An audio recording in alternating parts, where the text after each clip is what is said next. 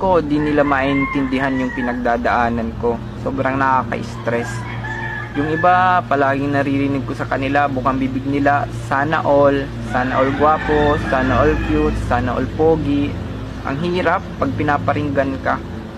Kakainis.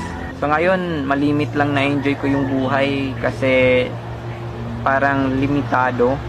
Gustong gusto ko ma-enjoy yung buhay kaso parang pinipigilan ako ng kagwapuhan ko.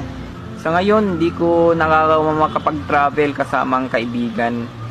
Actually, kung pag-usapan natin yung kaibigan, limitado lang, kaunti lang kaibigan ko kasi sabi nila baka daw i-take advantage nila yung kagwapuhan ko. Marami ding nagtatanong kung may girlfriend ako. Sa ngayon, wala. Hindi naman sa sinasabi kong ayaw ko mag-girlfriend. Kasi nga, ang dami, sobrang dami. Hindi ako makapili.